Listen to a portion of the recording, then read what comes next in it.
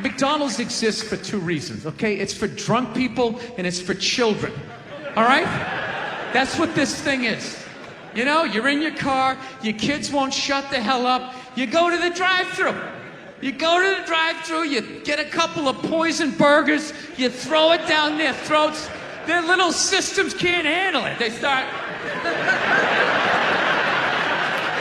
nodding off.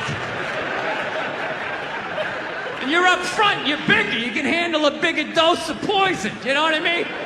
Pop in your Def Leppard cassette, you have a little moment for yourself. Yeah, that's what it's for. It's for your kids, and it's for drunk people. Like, how many times have you driven out to a bar going, I'm just gonna have one, all of a sudden you had like 11, right? And you're hammered, and you're thinking, but you're responsible. You're drunk, but you're responsible. You're like, God damn it, I drove my car here tonight. God damn it, I'm driving it home, all right? I'm not gonna burden this place of business by taking up a parking space in this completely empty parking lot for the next 6 hours. I am not advocating drinking and driving, but I will tell you, there's nothing better than when all your friends and family know you're hammered. There's nothing better than that walk to the car. It's incredible. Women are screaming, people tearing at your clothes. You feel like you're in the Beatles. Oh my God, no! Stop! And you're like, no autographs! I'm sorry, I have to go! I'll be back! Get him off me! And I gotta be honest with you, too. People were too hard on that Clippers guy, man. I'm telling you. For an 80-year-old white guy, that wasn't that bad. All right? Dude, he didn't drop the N-word once. That's unbelievable for an 80-year-old white guy. The N-word should have been carpet bombed through that whole tape. He never said it once. And if you go back and listen to that tape, I'm telling you, go back and listen to it. Other than Instagram, he's pretty fucking liberal. He's like, you can hang out with them. You can have sex with them. Just don't promote it on Instagram. It was the weirdest, most compartmentalized, like, racism I ever heard in my life. Something about Instagram, I didn't get it. Other than that, he was wide open. You can make a snowman with them, go to a water park, rub your bellies together. Just don't promote it on Instagram. Hey, what about Facebook? I don't give a fuck about Facebook. Keep it off of Instagram. Yeah. Dude, you understand? The guy's 80 years old. Do the math. This dude was born in 1934. That's 13 years before Jackie Robinson broke the color barrier. First 12 and a half years of this guy's life, he watched all-white baseball, and it was fine. First 12 and a half years. Up next, Whitey Willoughby. There's a line shot out to Peter Peckerwood. What a catch! Unbelievable into Chris Cracker. What a great day. What a great day for a ball game. White baseball, white players. Dude, his parents were part of the generation that finished off the genocide of the Native Americans. All right? That's who taught him his ABCs. I'm telling you, you can live too long. You can live too long. I'm telling you, you wear out your welcome.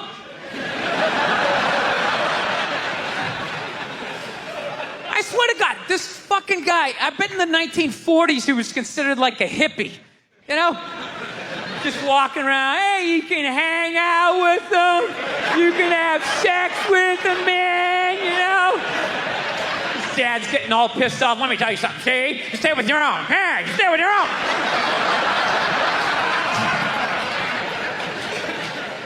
Do you know why so many Caucasians need facelifts? Because we don't know about lotion. See that? Only half of you laughed. That should have been everybody. Yeah, but a lot of you were sitting there like, well, what about lotion? What is this lotion you speak of, and what is the magic therein? I'm not judging you. Not judging anybody. I didn't know anything about lotion. Never used it the first 33 years of my life.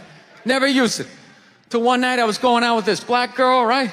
She was getting ready and she was just putting that shit on everywhere. Just slathering it on. I thought she had like a rash or something. I'm like, what do we got, like poison ivy? What's going on with you? She goes, no, I'm just making sure I'm not ashy. I said, ashy? She goes, dry skin. I went, wow. I guess I freaked her out a little bit because I was like, wow. She's like, well, white people get ashy too. I was like, yeah, you know, I don't think we do. Yeah, I've been alive for 33 years. No one has ever said, hey, Bill, you're looking a little ashy. I never even heard that word until you said it. She's like, you're an idiot. Stick out your arm. So I stick out my arm, and ever so gently, she just drags her nails down. This smoke starts coming up.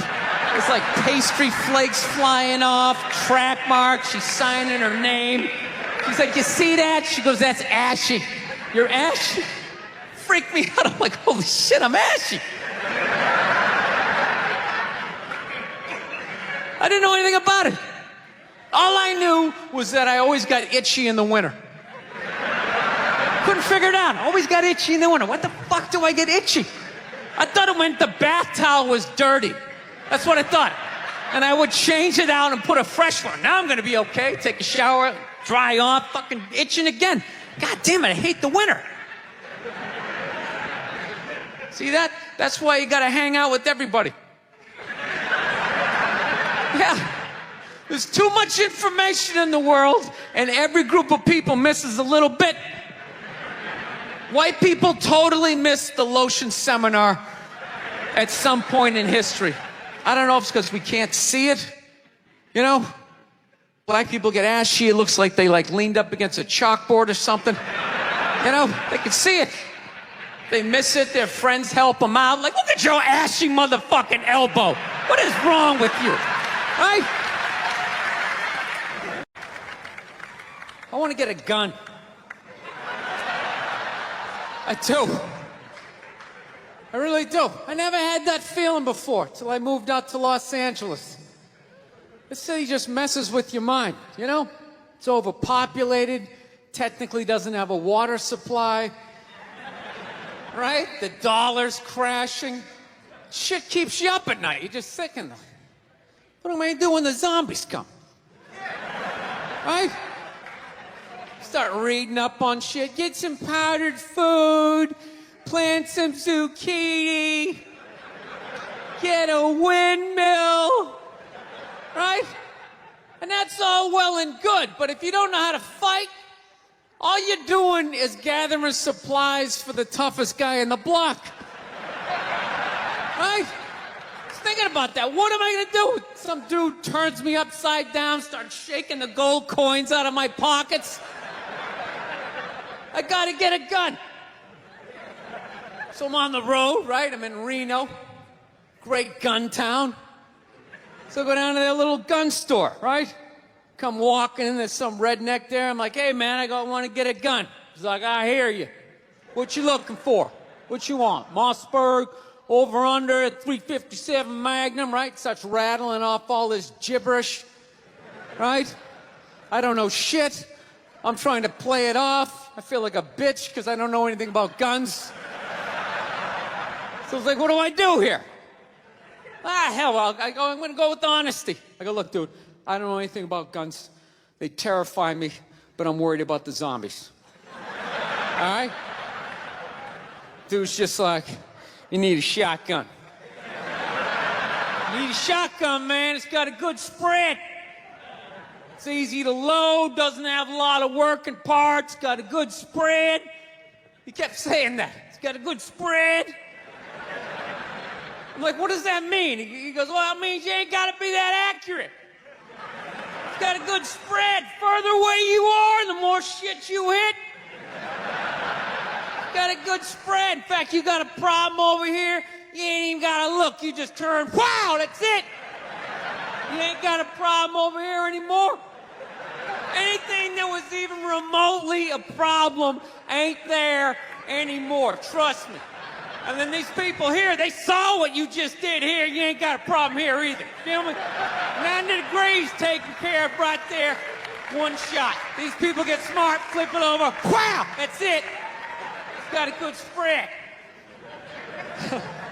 So I'm like laughing my ass off. I'm like, dude, look, I just want to shoot the guy.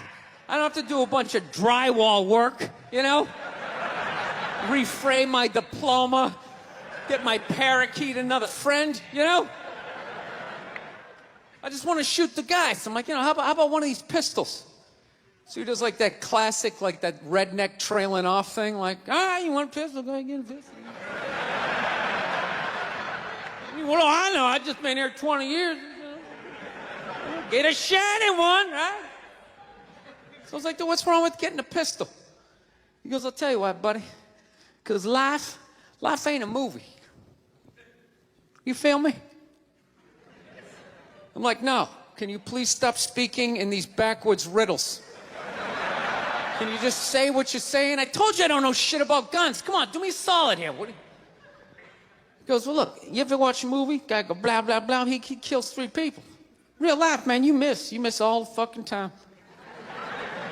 You miss enough times, man, you're empty. You might as well just be standing there with a big stapler in your hand. Then what you gonna do? I was like, well, fuck it, let's get the shotgun. So he's all ready to box the thing up, and then I'm like, wait a minute. I live with my girl, I can't just show up with a shotgun, right? That's not some shit you can just come home with. If I found this stool on the side of the road, I can come home with this. Look at it. We can refinish it. We can carve our initials in it. We can have a good time, right? They just show up with a shotgun. Hey, I got it for us, right? One barrel for you, one for me? No.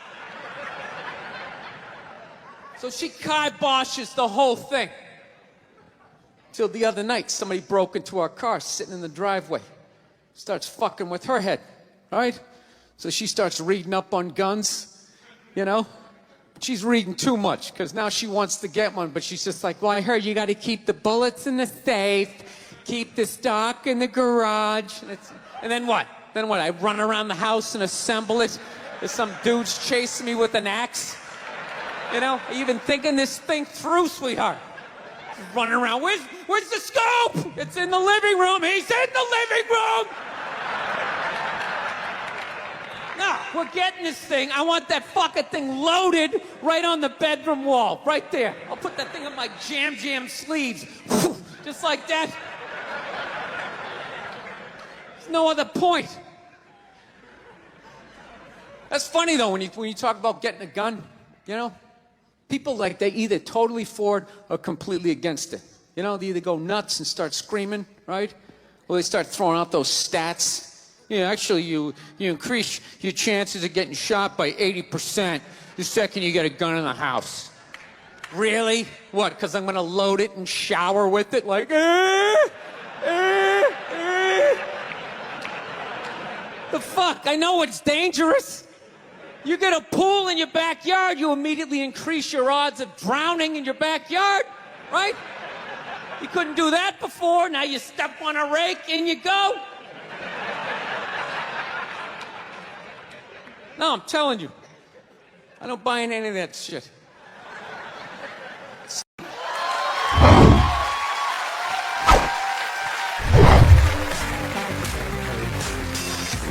All right, thank you. Thank you very much.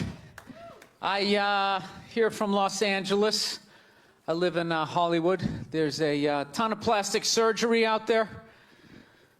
You know, a lot of people getting like facelifts.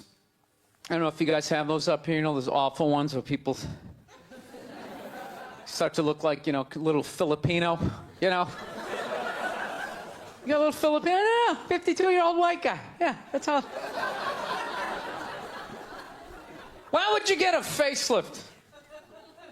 Can't you look at other facelifts and realize they haven't worked all the bugs out yet? People, if you're thinking about getting a facelift, just do yourself a favor. Just wait it out. Let them practice on other people's faces.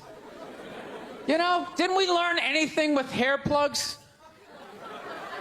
Hair plugs don't look half bad now. Saw this commercial the other night. The guy's like, oh, God, I wish I did this 10 years ago. It's like, no, you don't. 10 years ago when they were stapling ant legs to the top of people's heads, everybody's eyes watering, trying not to look at your hairline. You wish you got hair plugs 10 years ago? Do you wish you got polio 60 years ago? Are you even listening to what you're saying historically? I'm telling you, the facelift, you can't do it, man. Why can't you just be your age? There's nothing wrong with being 50 and looking 50. Like, what would you rather be, 50 and look 50, or be 50 and look like a 28-year-old lizard? That's basically your options, right? I'll tell you what the problem is, you know, is that the facelift is actually a white problem. You know? I've never seen a black guy with a facelift, ever. Other than, like, the Jacksons, but they're all out of their minds, right? But I've never seen a black dude with a facelift, ever. You know why so many Caucasians get facelifts? You know why? Because we don't know anything about lotion. See that? That should have been a bigger laugh, but there's too many white people here. I'll help you out. You can put lotion in other places other than your dick. All right?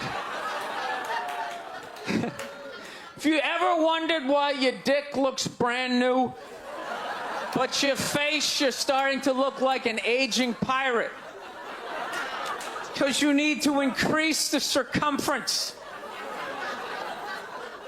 of the lotion distribution. No, I'm not judging you. I didn't put lotion on my face the first 33 years of my life. Never put it on. Till one night I was hanging out with this black girl, right? And a couple times during the night she took it out, put it on her elbows, problem areas. I thought she had like a rash or something. Like, what, you got like poison ivy?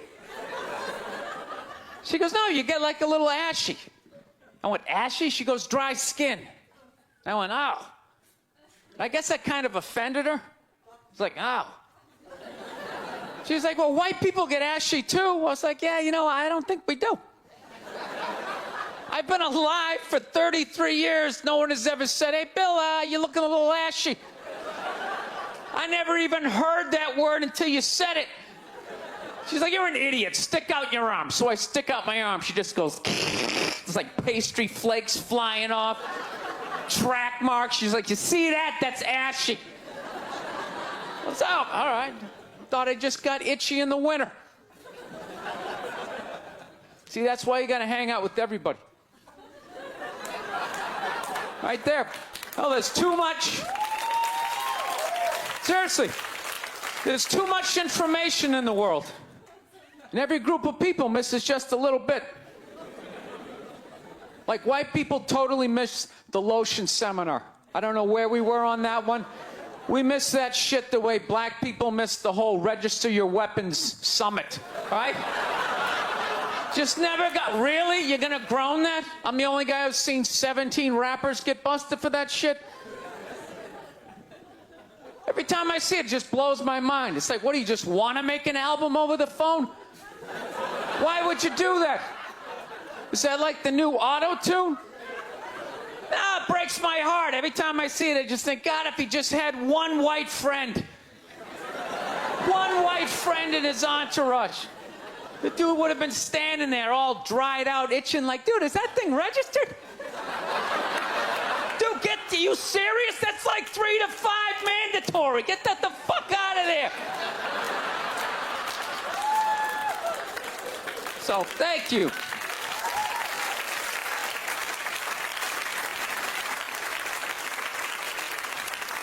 So Schwarzenegger just got busted down on the States, yeah? That poor bastard, huh? Jesus Christ, another great man. Another great man brought down by another gold-digging whore. No? You don't think so? You don't think that was a great man? Really? 3 decades of awesome movies? Bangs one made and now you don't like him? Tell you something, that's a great man. He is. First of all, I get why he did it. Why wouldn't he think he could get away with it? Look at his life. Look how he talks. That guy should be unloading trucks in Transylvania. That should have been the height of his success. But because he's a great man, he had the balls to move to America and became famous for lifting weights. I lift weights, no one gives a shit. He stands, people can't get enough of it. That should have been the height of his success. He says, fuck that, I'm gonna be an actor, despite the fact no one can understand me. Becomes one of the biggest actors of all time. That should have been his height. He says, fuck that, I'm marrying a Kennedy. Bam! He does it. Cherry on top, he becomes governor of a state he can't even pronounce. Why wouldn't this guy think he could bang his maid in his own goddamn bed and not get away with it? This guy has been in the zone for 4 decades. Give me the rock, I'm feeling it. I had a hit movie with a midget. This is a layup. I don't even need a condom. You guys are great. Thank you very much. Thank you. South, man, I had a real weird experience last time I came down here. I was in Nashville, right? Sort of an awkward social situation, right? I'm sitting at this bar. There's this white dude sitting like 2 stools away. I don't know him. He doesn't know me. And that Terrell Owens story was in like sports news. So I try to make conversation. I'm like, man, look at this guy. This guy just signed a $40 million contract. He's already bitching, man. How much money do you need to make? And the dude looks at me. He's like, you know what I say? And then he looked over his shoulder, which I now know is the telltale sign that the N-word is coming, and it's coming hard. Oh yeah, it's not going to be pronounced with the A, it's going to be with the R, and he hit the R, he like stuck the landing. There was like a dismount, Klan members high-fiving in the background, like doing the wave. Just out of nowhere. So now, immediately, I'm looking over my shoulder like, dude, what the hell are you doing? You know what I mean? I'm waiting for like this hail of black fists to come raining down on top of me. I hate when people do stuff like that. That dude made me part of like a potential ass-kicking that I had nothing to do with. You don't do shit like that. He just had that word, hot potato, just threw it in my lap. Trying to pass it down to the next white dude. I hate when people do that, man. You know, it's like, dude, feel me out first. Ask some questions. Do you like to fish? Have you ever fucked your sister, right? I start rattling off answers, then you go old school. You give me a pamphlet, you tell me about your militia. Don't just dive into it. That dude was one of the angriest people I ever met. I should have known that word was coming, because he was just watching Terrell, right? And anytime I would bring up, look at man, that guy's talking trash, he would just like flip out. He won't shut up! You know, those people get like so mad they're not even looking at you. Their eyes are up. You just shut up and play the game. You know what's funny? I don't even like Terrell, but now I love the guy. Because every time I see him talking trash, I know this idiot in Nashville is just losing his mind, like kicking over his kitchen TV. Shut the fuck up!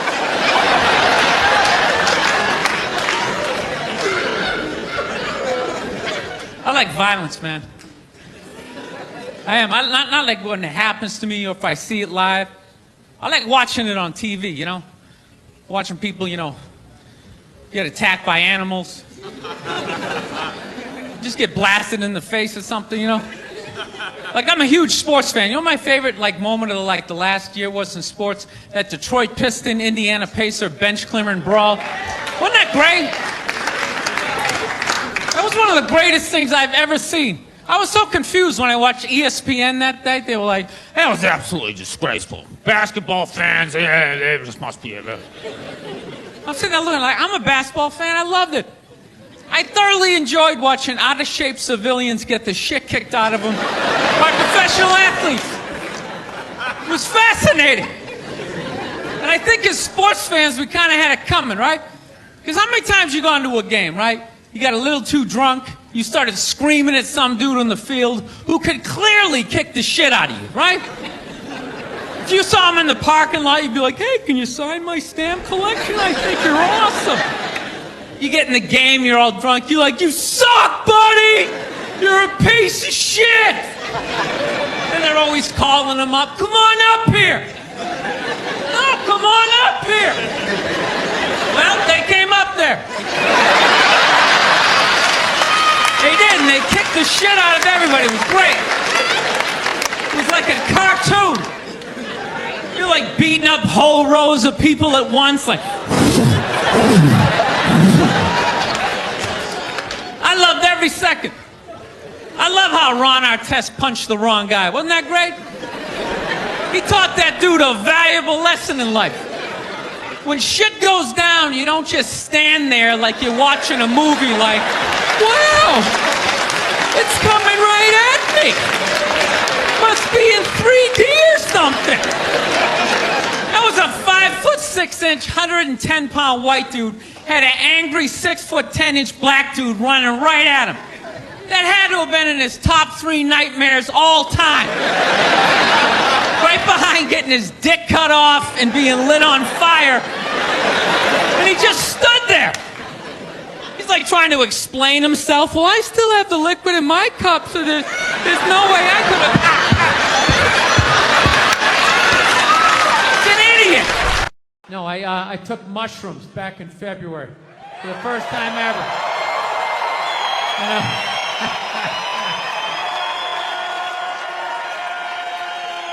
This is the perfect state to tell this story. You guys should literally you should have mushrooms on your fucking license plate. All right, so here's the deal. I never fucked with anything like that. I was always a booze guy. All right,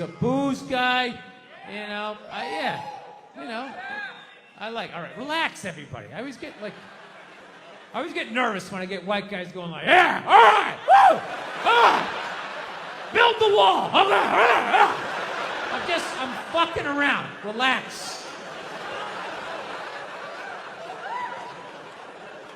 It's frightening to listen to, but that's what being a guy is. You're not allowed to have emotions.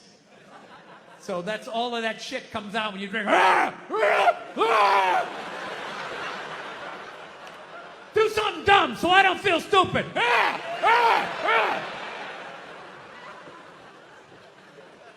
So, yeah, I was always like a booze guy, so like I never fucked with like psychedelics or whatever. So I think, it was just one of those deals. I was out in the desert, man, and I was like, all right, I got somebody watching my kids, everything's fine, I'm in my 50s, if I gotta do it now or I'm never gonna do it, right? So this person, who may or may not have been my opening act tonight, goes, all right, man.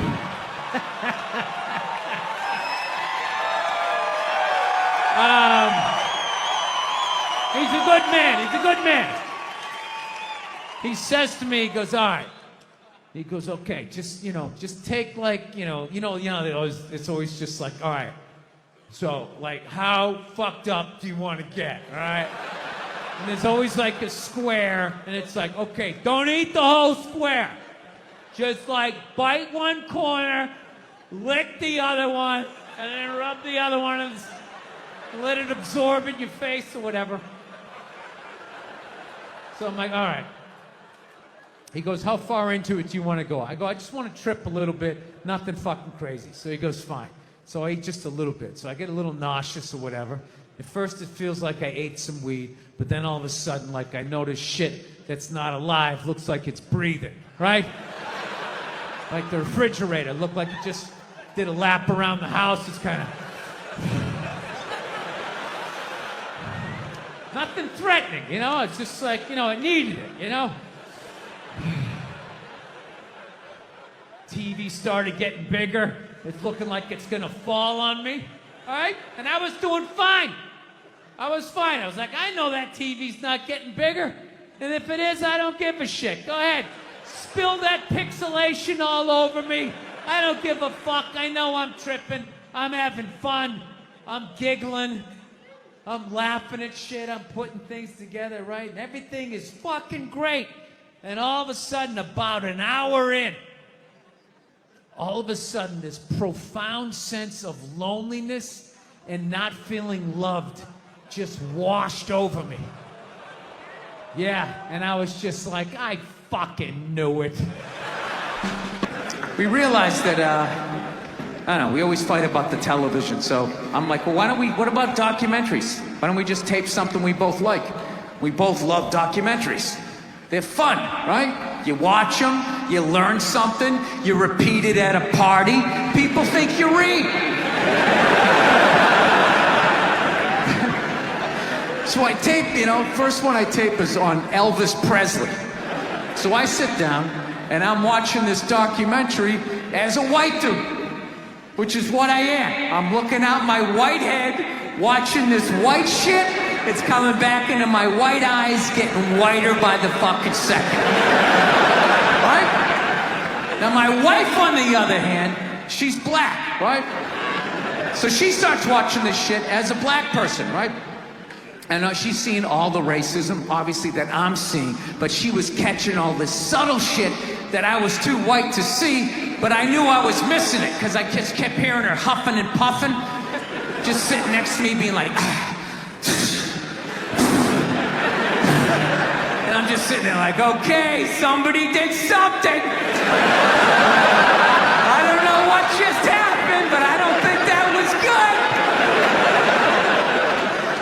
So right when I didn't think it could get any worse, it could get any more uncomfortable between the two of us, this fucking white dude comes on who evidently discovered Elvis.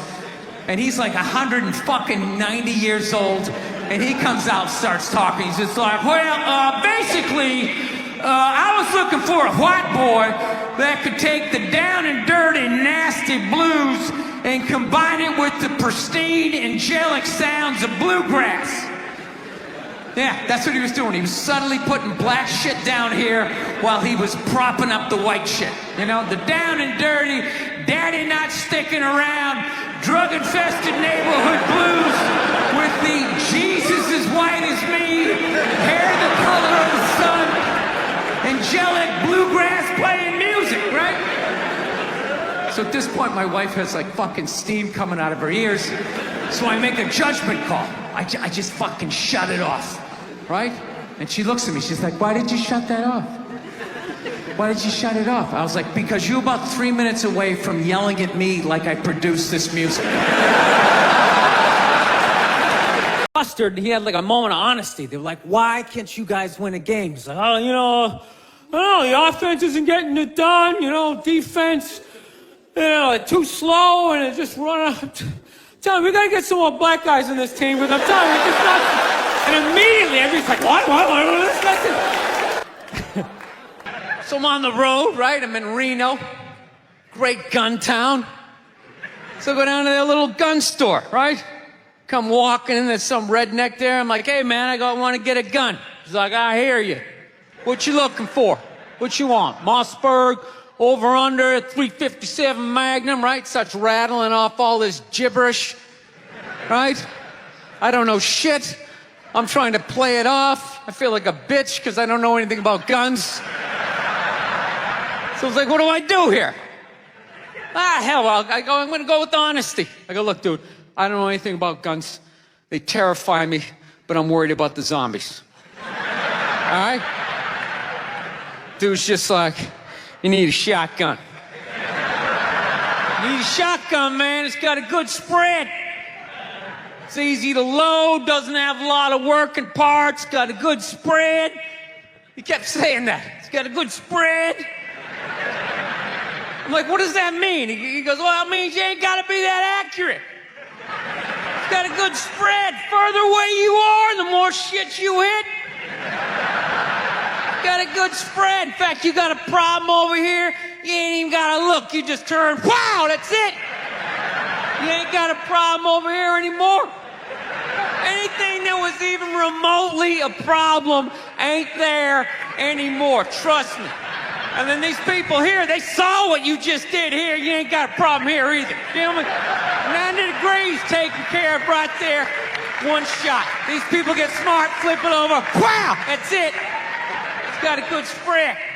Thank you. Thank you very much. How are you? How's it going? Yes, nice to be here on such a fun week. I know. I don't want to hear it. I don't watch politics. So, we're going to keep it light. All right? Here we go. All right. Well, I just got over the flu, which is fantastic. You know what I mean? Had it last month. Whenever you have the flu, like COVID, you know, you always lay in bed and you try to, figure out who gave it to you.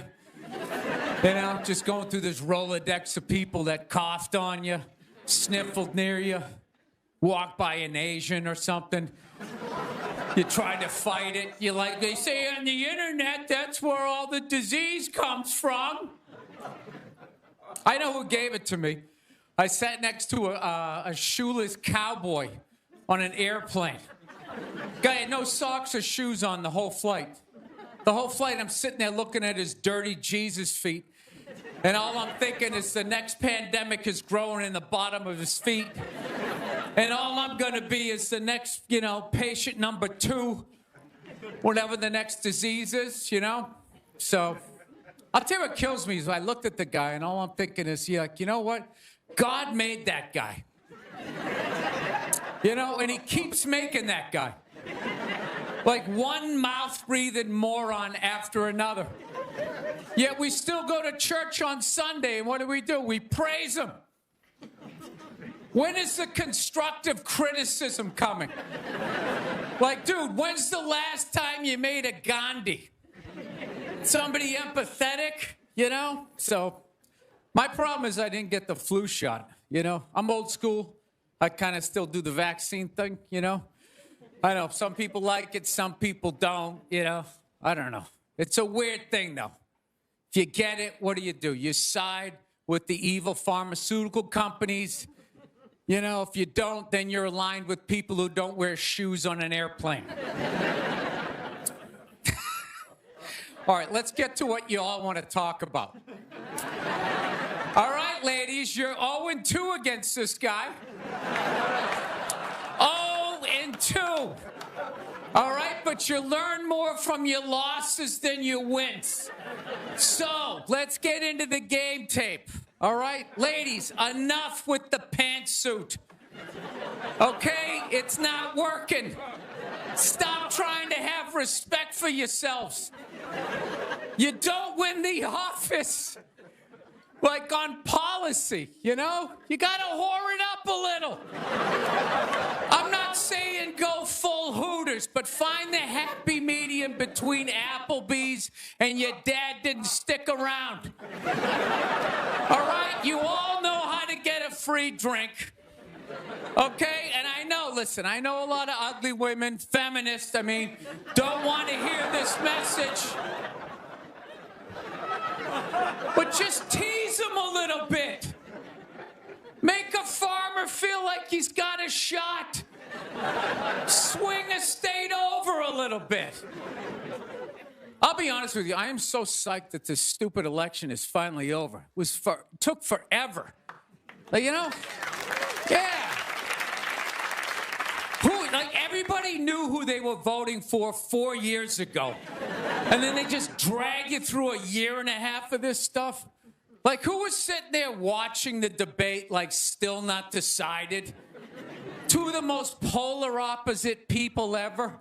It's like, all right, let's see. What does the orange bigot have to say? How about the real estate agent that speaks through her nose? Oh, there's a point. This is so difficult. It's like they overlap. I just can't make up my mind. I'll be honest with you. I can't believe Trump didn't win this thing like 4 months ago. You know? I know that's weird for younger people to hear, but like when I was a kid, if you were running for president and you got shot and you didn't die, that was the end of the election. There was nothing you could say, right? Everybody would just be like, this guy's the man. He is the king. I don't know. I'll be honest with you. I think the number one reason like Trump survived is all those herky-jerky movements that he does.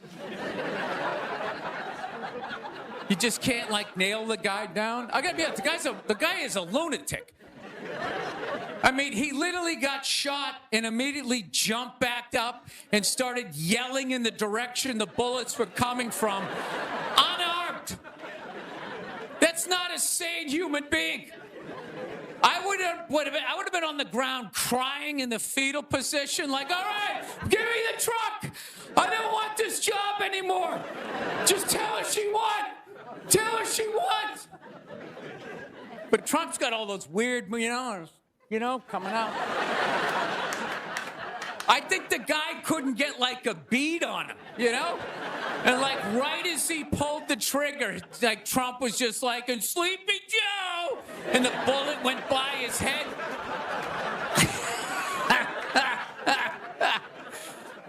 My favorite part of the campaign, though, was when Trump went to McDonald's.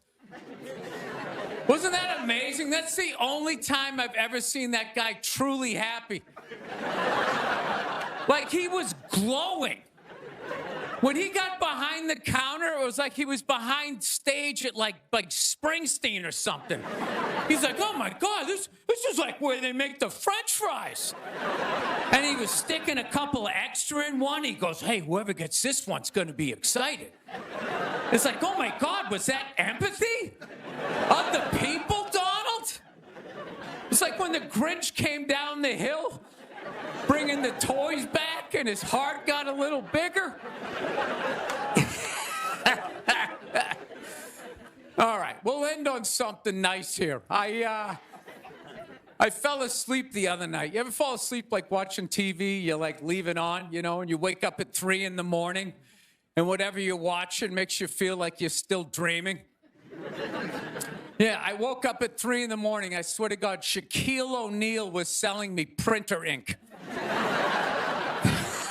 Standing there 7 feet tall. Hi, I'm Shaquille O'Neal. Are you paying too much money for your printer ink?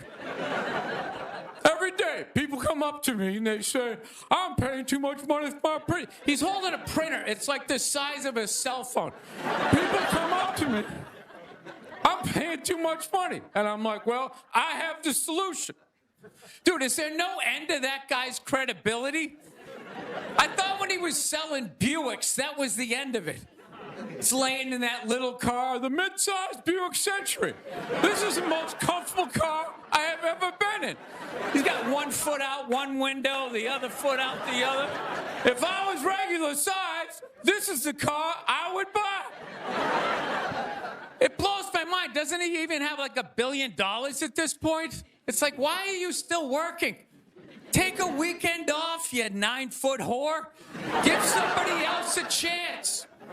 All right, that's it. We got a great show. Stick around. McGee will be here. We'll see you in a minute. Thank you. One time she was watching this show. It was like a poor excuse for The View. And they started talking about domestic violence, right? For the 9 millionth time this year, they're talking about domestic violence. Just in case, you didn't get the memo.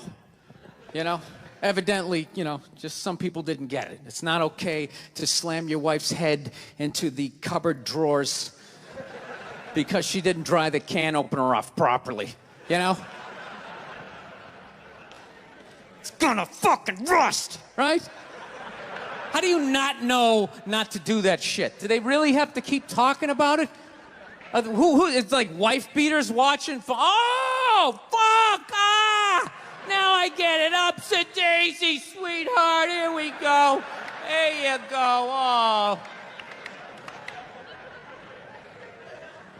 So at the end of the hour, they come to the logical conclusion. They're like, there is no reason to hit a woman. There is no reason to hit a woman. And I was just like, really? I could give you like 17 right off the top of my head. You could wake me from a drunken stupor, I could still give you like 9. Dude, there's plenty of reasons to hit a woman. You just don't do it. But to sit there and suggest that there's no reason. Dude, the level of ego behind that statement. What are you, levitating above the rest of us? You're never annoying? Women, how many times have you thought about slapping your fucking guy in the head this week? There you go. Every day. You didn't do it, right? Oh, dude, it drives me nuts. There's no reason. There's no reason. Really? No reason? How about this? You marry a girl, you fall in love, you buy her a house. You go to work every day, paying off the house. You come home one day, she's banging the next door neighbor, hands you divorce papers. You got to move out, sleep on a futon, and still pay for that house that she's going to stay in. No reason. I'm not saying you should do it, but there's plenty of fucking reasons in that arc of a story. No, that's the thing. Really is. That's the thing. I hate that saying there's no reason. Obviously, I'm not saying to hit a woman, you know. But saying there's no reason, I think that's crazy. When you say there's no reason, that kills any sort of examination as to how two people ended up at that place. If you say there's no reason, you cut out the build-up, you're just left with the act. How are you going to solve it if you don't figure it out? Look how awkward it is in here right now. I said you shouldn't hit a woman. I'm just saying, how come you can't ask questions? You can only ask questions about what the guy did. You can never ask about the woman. Why is that? Why is that? What is that? What does answer him right mean? What does that mean? Are you the idiot who got up halfway through the special during the bit and you're like walking around like I'm not fucking taping a special here? What's wrong with you? What's wrong with you? Fucking had to ignore all of that and now you're gonna like yell out? And not only that, yell something that makes no fucking sense whatsoever? Answer him! Answer him! Every fucking special I do, there's always one. Always right down the fucking middle. Talking about hitting women, sweetheart. And I think you just added another reason. Jesus fucking Christ. I love this. I'm not even in a relationship with her, and she's fucking nagging me.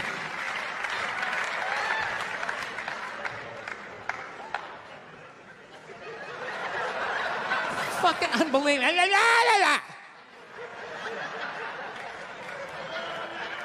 Look, I understand hitting a woman's a bad thing, okay? Well, how come you can't fucking ask questions? I just don't understand. Like, if I get bit by a rattlesnake, wouldn't you guys have some questions? Right? How did it happen?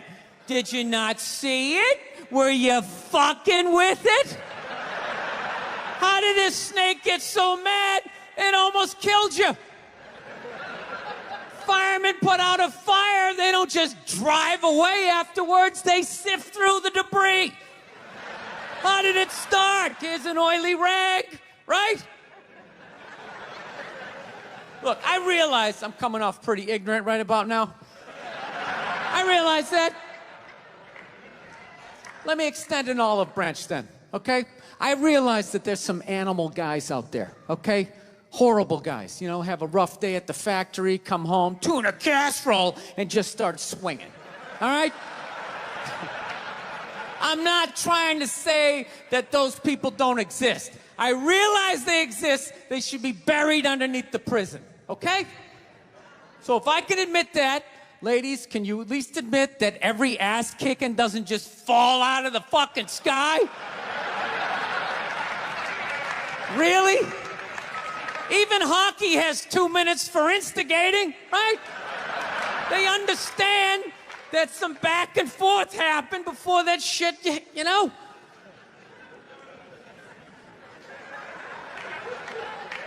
You know what it is? It's every case is handled like that Rihanna one, where they just say, the guy's a piece of shit, fuck this guy, blah, blah, blah, send him to jail, and then they never ask anything about that. You know, I'm not saying he should have done it, but I'm just saying. Just saying, dude, in your heart of hearts, what do you think was going down before that happened? You think she was just sitting there going, oh my God, Baskin Robbins, you want to get some ice cream? You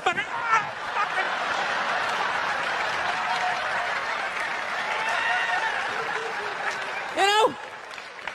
Or do you think maybe they were having some epic end of the relationship fight and some crazy shit was being said? Maybe she was screaming in his ears some crazy female shit like, go fuck all your friends, I don't give a fuck. Maybe that's why I sell more albums than you, motherfucker. Right? To be fair, she could have just been sitting there going, I need a tissue. Do you keep those in the glove box? Oh my God, I'll bring my out. I'll bring my out.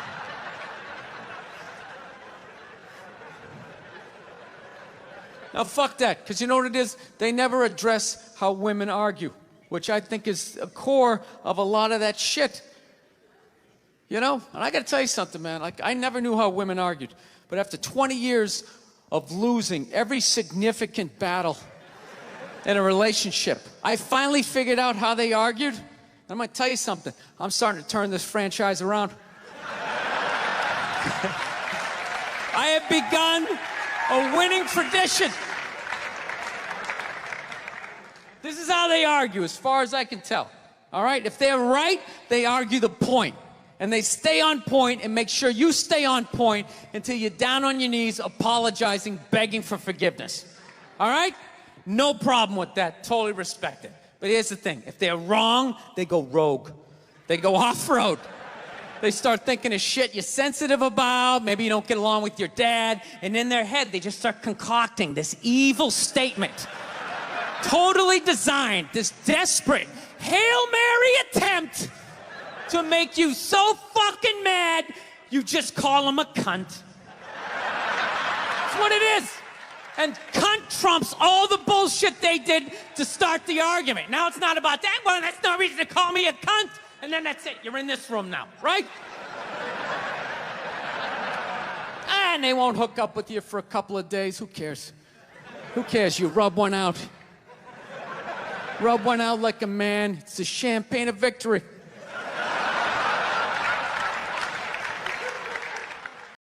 I saw a woman a couple months back, professional soccer player, right? She goes on to ESPN or one of these sports channels, and she starts bitching, going like, I don't understand, how come female athletes don't make as much as male professional athletes, right? And all of these men had to sit there and act like they didn't know what the answer was. They had to sit there like dumbfounded, like, oh, I don't know. Why is that? That is a conundrum. I have no idea. Literally, I'm sitting at home screaming at the TV because you don't sell any fucking tickets. Nobody is going to women's soccer games. You're playing in a 20,000-seat arena. 1,500 people show up. That's not a good night. The promoter lost his fucking ass on that gig. I'm not saying no professional female athletes, Serena Williams, the women in the UFC, you know, but nobody's watching your fucking sport. And then you're gonna come and you're gonna get mad at fucking men. They keep doing that shit. Why are you yelling at us? It's not our fucking job. It's not my fucking job to give a fuck about women's soccer, okay? I have men's sport to pay attention to. This is It's your bullshit, right? Dude, look at the WNBA. Dude, nobody in the WNBA got COVID. Nobody. They have been playing in front of 300 to 400 people a night for a quarter of a century. Not to mention, it's a male-subsidized league. We gave you a fucking league. None of you showed up. Where are all the feminists? That place should be packed with feminists. Faces painted, wearing jerseys, flashing their titties. Going fucking nuts like the guys do in the upper deck with their big beard titties. Am I on the Jumbotron? Am I doing it? Thank you so much. Thank you. I am so excited to be here. I've been doing stand-up forever, and this has always been a lifelong dream of mine to come here and host Saturday Night Live. So thank you so much for coming out.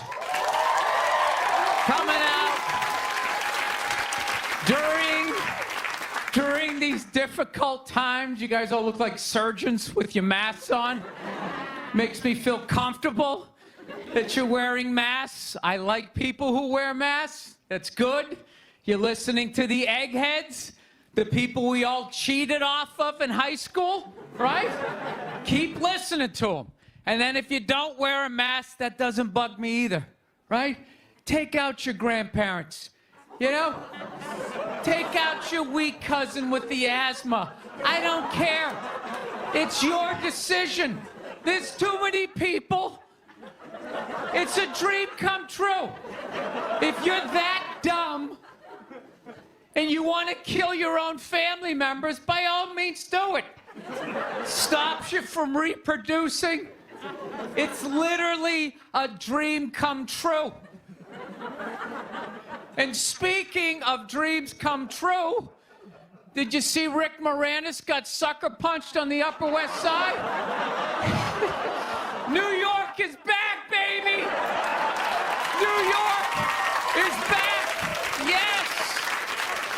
We lost our edge there for a minute. City started looking like a giant Bed Bath & Beyond, and then BAM! Oh, Ricky took one in the chops. It had to happen. That's what happens when you stick an M&M store in Times Square. All right? The universe has to balance itself. Get the peep shows back in Times Square. Old people can walk safely 40 blocks away.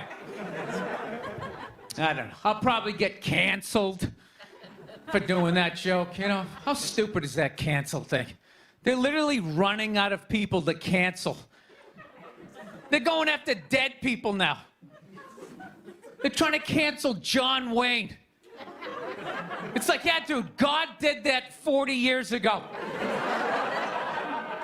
They're all up in arms. They're like, did you hear what he said in that interview in Playboy in 1970? Can you believe that? It's like, yeah. He was born in 1907. That's what these people sounded like. You never talked to your grandparents and brought up the wrong subject, and all of a sudden it went off the rails. Like, oh, grandma. Just keep making the cookies. Yeah, you don't bring up race or religion with your grandparents. You keep it simple. Anyway, I don't know. I guess my grandparents are older. I don't know. Plowing ahead. Plowing ahead. Let's talk white women here, shall we? Let's talk white women. White women, you're amazing. Amazing your accomplishments over the last few years. I got to tell you, the way white women somehow hijacked the woke movement, generals around the world should be analyzing this. Just to refresh your memory, the woke movement was supposed to be about people of color not getting opportunities, the at-bats that they deserved, finally making that happen. And it was about that for about 8 seconds. And then somehow, white women swung their Gucci-booted feet over the fence of oppression and stuck themselves at the front of the line. I don't know how they did it. I've never heard so much complaining in my life from white women. My life is so hard with my SUV and my heated seats. You have no idea what it's like to be me. Trashing white guys. The nerve. Where's the camera? The nerve of you white women. Listen, I don't want to speak ill of my bitches here, okay? I don't. But let's go back in history here, okay? You guys stood by us toxic white males through centuries of our crimes against humanity. You rolled around in the blood money, and occasionally when you wanted to sneak off and hook up with the black dude, if you got caught, you said it wasn't consensual. Yeah, that's what you did. That's what you did. So why don't you shut up, sit down next to me, and take your talking to?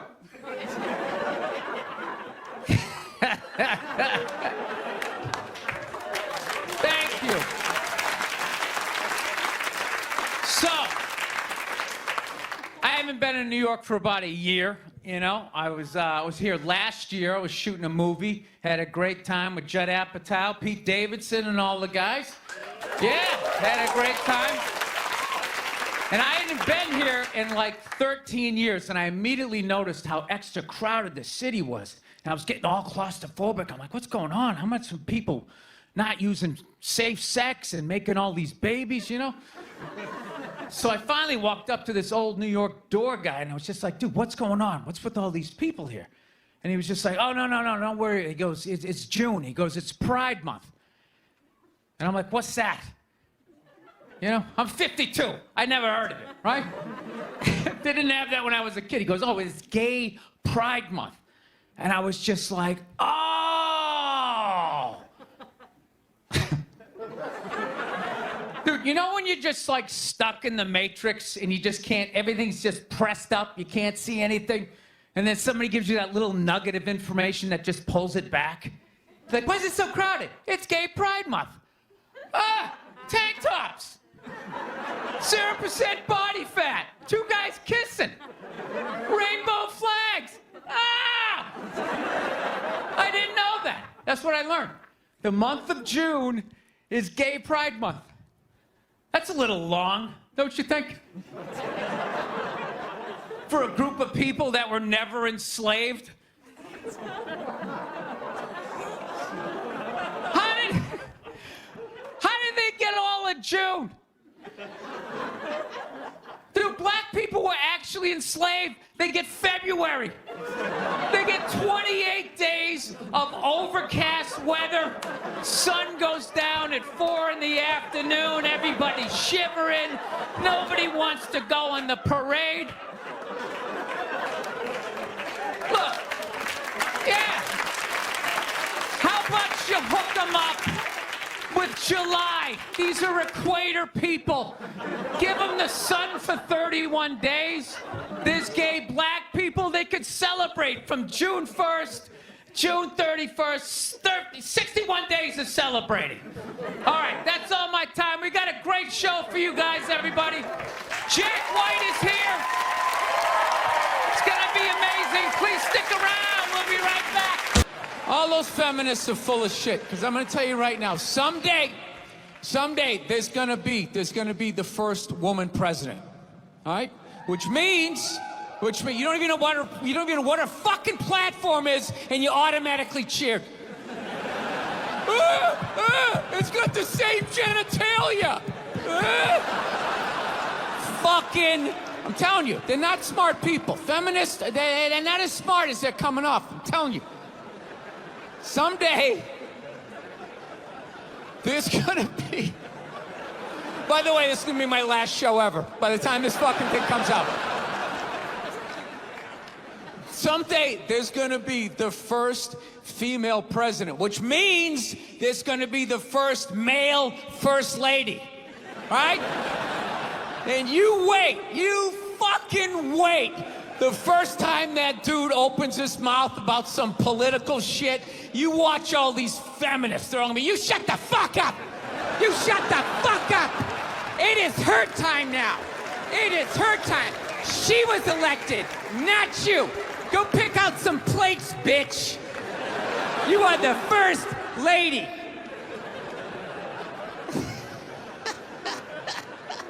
He's gonna get treated like Tom Arnold when he was with Roseanne. Secret Service name will be like Appendix or Doesn't Matter. Not worthy of protecting. Just entered the Oval Office. Not worthy of protecting. Look, if you're being a dick, apologize. But other than that, yeah, go fuck yourself. Yeah.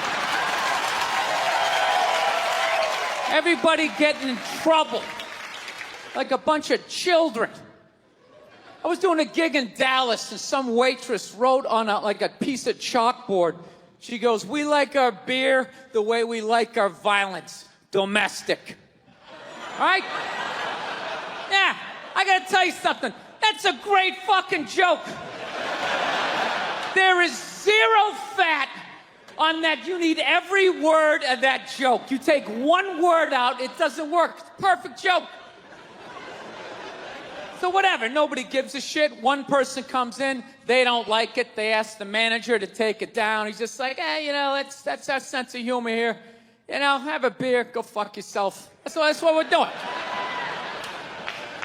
So she takes a picture of it, she puts it up on Facebook, and all of a sudden people start complaining, and they fired the manager and the waitress because of that. Yeah. Like, I don't understand. Like, what do they think's gonna happen if somebody reads that joke? Like, you're some guy who would never hit a woman, you know?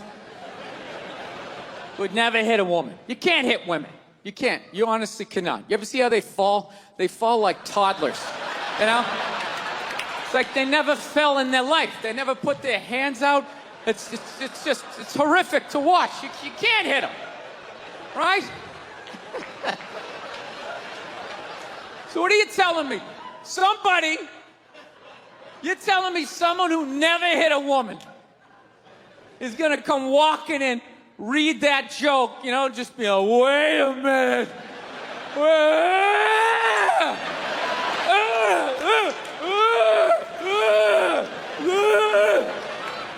I don't know what it is. I don't know what the fuck is going on.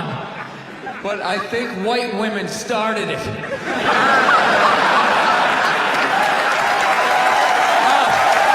the worst. The fucking worst. It's all they do is bitch, moan, and complain. I had no idea how difficult it was to be a white woman in the United States of America.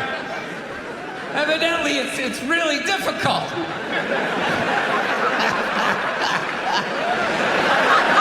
Yeah, they're always bitching. Do you have any idea what it's like to be me?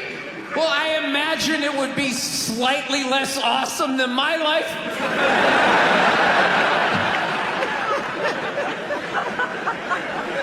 What happened to you today, sweetheart, huh? Did they not chill your rosé? You know? Was the trolley not running down at the mall? What happened?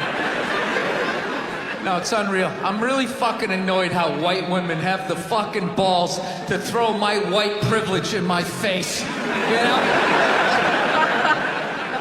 Sort of separate themselves from these white males with their white male privilege. It's like, bitch, you're sitting in the jacuzzi with me. The fuck are you talking about? Yeah, quit your fucking whining. You know what? You're full of shit. You are.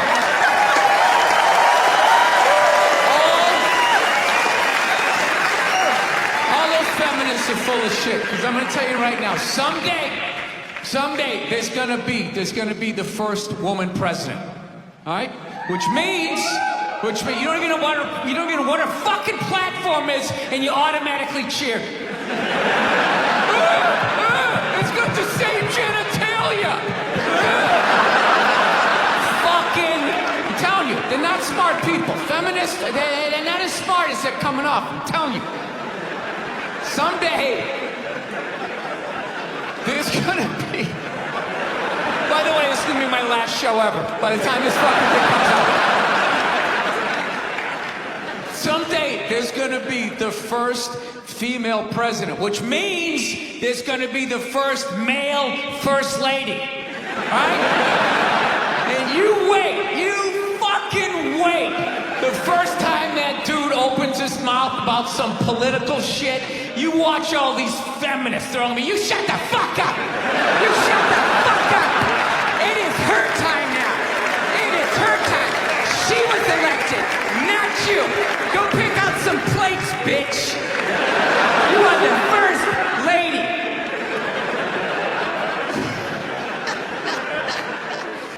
Yeah, I grew up in a very, angry time. You know, you were afraid of your dad's dad. I talked about this shit before, but I'm still working through it, so just bear with me. You just were fucking...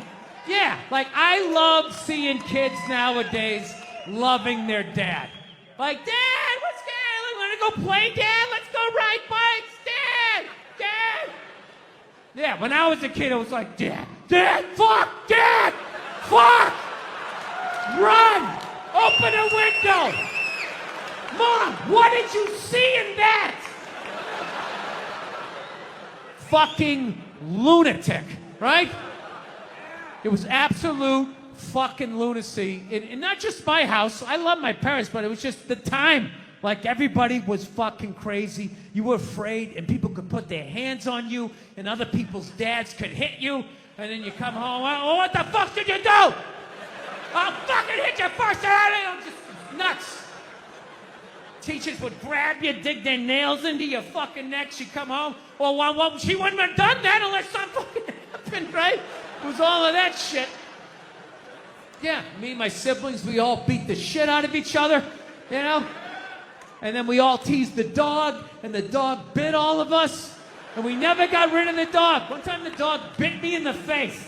I was fucking with it. It was eating it. I was like, and it just latched onto my face and was like that.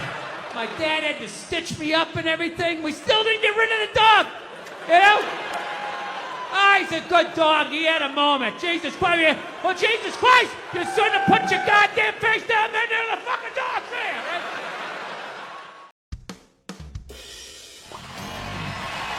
All right, thank you. Thank you very much. How are you? Please be seated. Good evening. Thank you. Welcome. Welcome to this lovely theater here in downtown Montreal. It's unbelievable. Can't understand you. Female voice does not travel well. I don't know what it is. Up close or in a whisper can make your dick hard, but beyond 10 feet, it just sounds like a couple of birds fighting over a French fry or something, you know?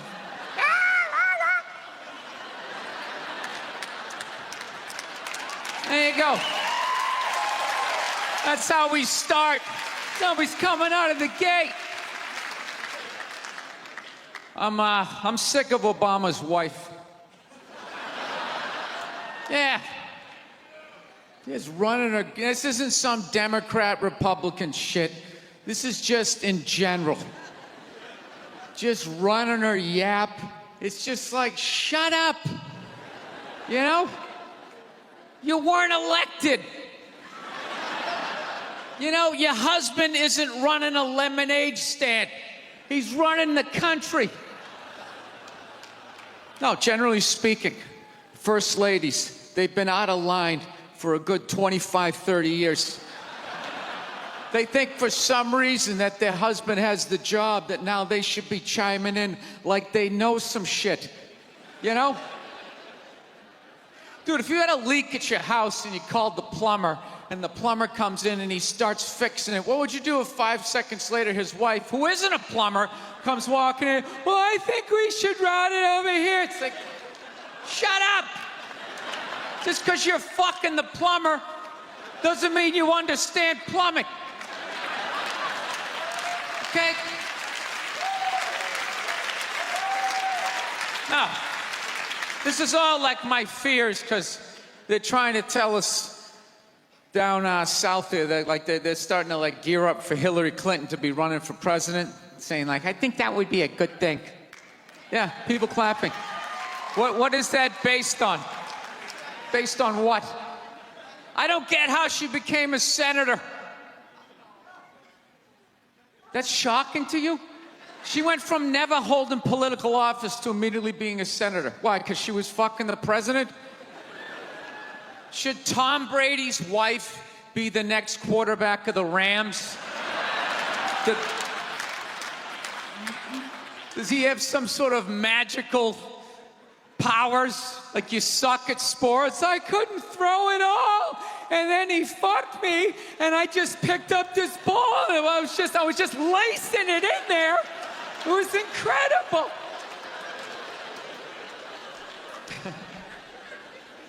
Dude, it all started with Nancy Reagan. That's where it first went off the rails, you know? She came out with her little bird body, you know, just her big head. Just came walking out, say no to drugs, and people off your heroin, say no to that. She just walked back. Hillary had her stupid health care plan. Obama's wife's running her yap on 60 Minutes, you know? I gotta give it up to the Bushes. They had their women in line. They did.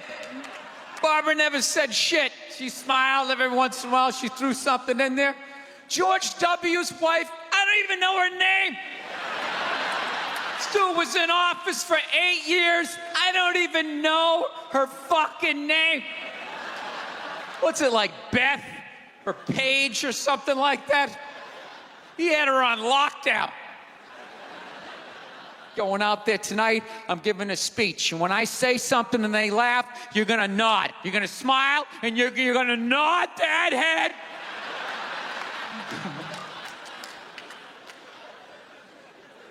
Is this how it's gonna be? Really? Do you think like me saying this is somehow gonna affect? She's still gonna win. Listen, let me ask you this question. Do you think that a woman being president is gonna affect anything? Do you? Oh, do you? What are they gonna do? What are they gonna do? What the fuck is she gonna do? Do you know what the president makes? The president makes $400,000 a year. That's it. He's supposed to keep bankers in line that get like $100 million bonuses. I'll tell you, if you really want, nothing's gonna change, okay? Black, white, dick, or clam. It doesn't make a bit of difference. Nothing is gonna change until somebody's got the balls to start a group, go over the wall of one of these gated communities, and you start slitting some throats. And not just random throats, the right throats. You gotta climb up a tree, be up there with your scope, knowing that in 11 fucking minutes your life is gonna end, right? And take out many of those people as you can. Yeah.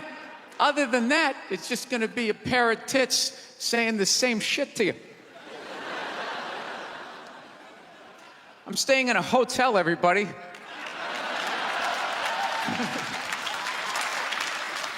I like staying in hotels. They make me feel comfortable. I feel safe in a hotel. You know, you got the lobby. There's always somebody down there in case an axe murderer comes in. That's the first person that's gonna get killed. You can hear their screaming when you're up in your room. Gives you a chance to plan. Barricade the door, you know, turn on the shower, hide in between the mattresses, right? Little misdirection. Back in the day, I used to stay in motels. I hated staying in motels. Could never feel safe. You were lying in a bed 2 feet from a door that just opened up out into a parking lot. Anybody in the world could just come walking up, kick the door open, you motherfucker, just drag you out of the bed. And you're just lying in that bed, so not ready to have a fight to the death. Sitting there half naked, like nodding off. Meanwhile, there's some guy on the other side of the door with a chainsaw, like. You're lying there like, oh, it's kind of early to be trimming the hedges. But when that dude comes through that door, you lie to yourself as a man that if something like that happened, dude, I'd just jump up, grab a lamp, let's fucking do this. You know what the reality is? Most people, the best you could do is maybe make a weird noise. Just be like, and that would be it. That would be it. That dude just come in. The last thing you'd see is just ceiling carpet, ceiling carpet, ceiling carpet, ceiling carpet, ceiling carpet. Looking upside down back at your own body, right? I will say this. What I do enjoy about this theater is nobody has told me it's haunted. Anytime you go into a theater, they always give you the history. It was built 1948. It was a tribute to Rocket Richard. Everybody chipped in, blah, blah, blah, blah, blah, blah. And we have a ghost. His name is Michael. I immediately lose all respect for anybody over the age of 8 that still believes in ghosts. It's like, really? You still believe in specters and goblins? What is the end game of being a ghost? I don't get it. You can go anywhere you want to go in the world. You're just going to stay in a basement for the rest of your life? Just waiting for once every 6 months somebody comes down to check the boiler and you get to be like, why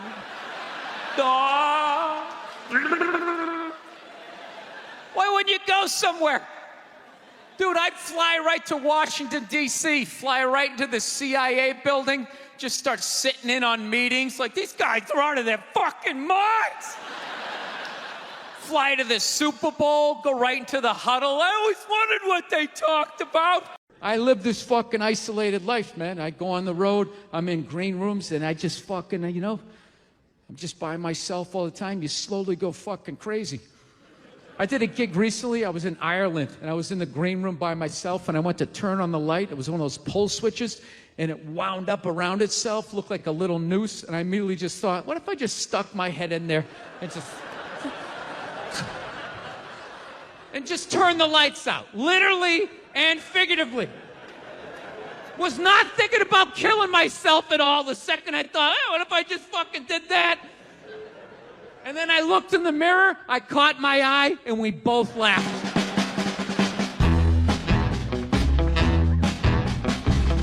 But you know one of the big things that really made me feel old was when McDonald's started making salads. That literally ripped my heart out. I'm like, they're doing what? What? Now they have wraps, and they're doing all of this shit. You know what it was? Out of shape people complained to them. That you're like, oh, you don't have any healthy options. It's like, dude, this is McDonald's. This shit is poison. Who the fuck comes here to get in shape? Whenever I get McDonald's, I have a whole plan. At my age, I'm 48 years old. I know what I'm going to order. I'm going to go in there. It's going to taste great. 20 minutes later, I'm going to want to kill myself. And then I'm going to go, I'm going to the gym tomorrow. I'm going to the gym tomorrow. And no matter how much I say that, I woke up the demon in me. I woke up the demon, and all that grease is just coursing through my veins. And no matter how much I want to go to the gym, there's going to be this other voice going, dude, get an Egg McMuffin. Go down there and get an Egg McMuffin. And I'm going to sit up like the Manchurian Candidate. Okay, we're going to McDonald's. My in-shape voice is in the back going, no, what are we doing? Go to the gym. I'm just gonna drive right down, right? I know what it is. But somehow, out of shape people somehow made them, they're the fucking blame. They had to have more healthy shit because they're the reason why everybody's fat. How come they have to do it? What about Ben and Jerry's? How come they don't have to put a little kale in their ice cream? Why is that? Actually, I got a couple of friends of African persuasion, and I gotta get rid of them, man. I gotta admit to you. I'm finding I'm spending too much money on clothes hanging out with them. Because I gotta, like, fucking try to keep up with their wardrobe. It's like every time they go out, they got all brand new shit on. All brand new shit. So when I show up with my white version of brand new, which is, you know, I basically, I ironed the shit, right? I ironed it, right? It's new. They just start trashing me. I can't keep up with them, man. They got like fucking 58 pairs of sneakers. Ever notice that shit? Like every color fucking Timberland? And I don't give a shit what fucked up color their shirt is. They got a pair of shoes to match it and a hat. It's like a rule or something. They're the worst. Even when you wear some new shit, there's like some sort of rule that you gotta like space out the amount of time within which like that you wear it. Because God forbid you wear the same shirt within a 10-day period, one of them's gonna notice. All of a sudden just look at you funny like, this motherfucker's got the same shit he had on last Tuesday. And then the whole car's like, oh shit! Then everybody just starts making fun of your fucking clothes. First they do the math, like what was that, 5 days ago? 5 days? This motherfucker got 5 shirts! He got 5 shirts! And they start breaking it down. Yo, his first shirt be saying Monday, next shirt be saying Tuesday. Yo, on the weekend, he ain't be wearing no shirts.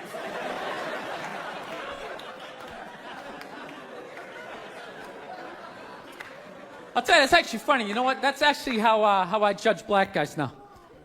When I first came to the city, like, all black people scared me. No, I was like the typical white dude from like the suburbs, you know what I mean? Had no frame of reference, you know? So my only frame of reference with black people was like, remember those early 90s gangster rap videos? Throw the fucking LA riots in there, man. It was fucking horrible PR. I'm watching the videos, oh, he's got a nice car, he's got all the women, and he's still fucking mad. These black dudes are never happy. But after 10 years of living in this city, this is how I narrow it down. Whether a black dude scares me or not. Black dudes with dirty sneakers scare the fucking shit out of me.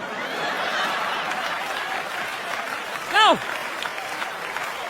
I figured it out in my head, because I know from hanging out with them, that's the last shit that they're gonna let go. The immediate shit that they have on. So I think, you know, if his sneakers are fucked up, that means his life is fucked up.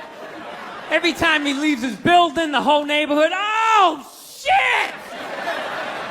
Everyone starts making fun of him. He's on the train in a bad mood. I kind of have this howdy-doody, kind of mug-me kind of face. I'm not saying something's gonna happen, I'm just saying, I'm paying attention. So I've been seeing this girl recently, this black girl, right? She lives up in Harlem, you know, gone out like 3-4 times, you know. First time we hung out in like the Village area in New York, you know, which is sort of like a racially mixed area. So shit was cool, you know what I mean? Second time we hung out was more like Midtown, you know.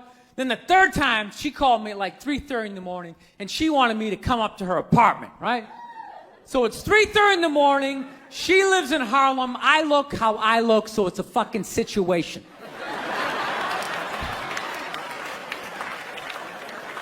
Yeah, because you know the deal, right? Basically, a white dude feels comfortable up to about like 98th, 99th Street, you know what I'm saying? The second the streets start getting into like triple digits, like 100, 101st Street, start getting like a little asthma, like, ah, fuck, we're starting to get a little high up here. You feel that little tightness in your chest? Can you feel that? 106th Street, you're like leaning on shit like, dude, where'd all the cabs go? How come there's no taxis up here? Dude, what's a bodega? I don't know what that is. Let's get the fuck out of here.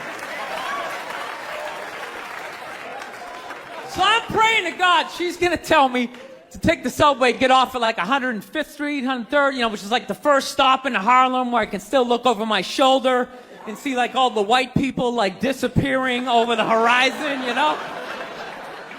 But she goes, no, man, you want to get on the Uptown 2-3 train, you want to get off at 125th Street. I'm like, God, fuck, 125th Street.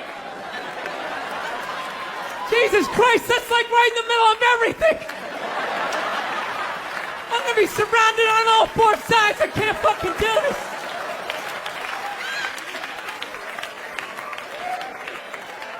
So, at this point, I'm really trying to hide like the bitchy tone that's starting to creep into my voice, you know? And I'm trying to ask for really specific directions for when I get up there, because I want to know exactly where I'm going.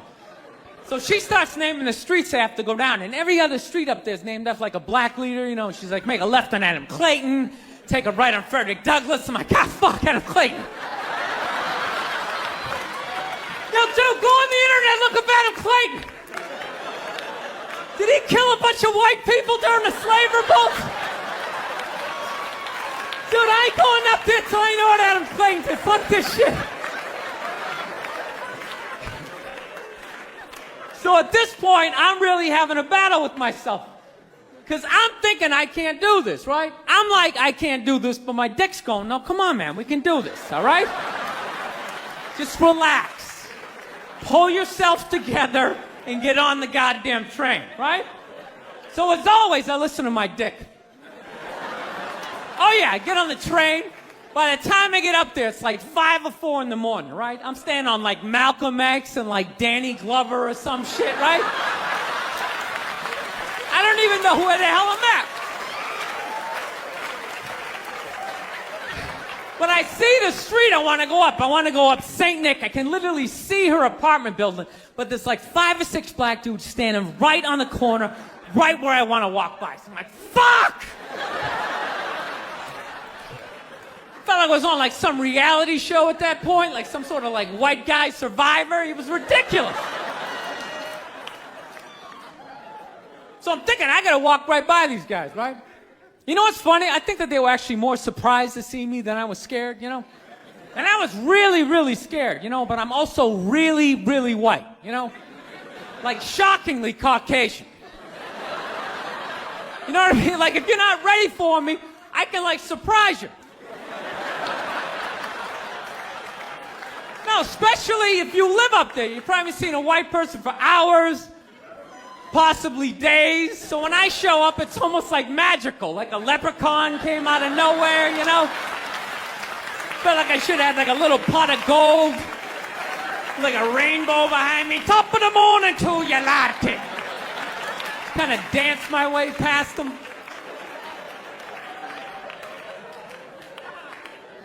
But it's been going all right, you know? Once I get in her apartment, I'm fine, you know? I relax, sit down, you know, watch a hip-hop countdown. Pretend like I know the groups, you know what I mean? It's just getting there that's a fucking pain in the ass. But, you know, I don't get mad at it, because I figure, you know, black dudes got to go through the same shit, though, right? When you go out to the suburbs, go fuck a white girl, right? Just that same awful feeling of just leaving your people behind, you know, just less and less of you as you're fucking driving out there. Probably start off lean and you're all fucking cool. 20 minutes in, you're driving like 10 and 2, the radio's up. Like, dude, I don't like this shit. I don't like this shit at all. There's too much grass, I don't see any rims. This is fucked up. None of the windows are tinted. I can clearly see white people in every car. This is fucked up. Listen, you guys were awesome. Thank you so much for coming out.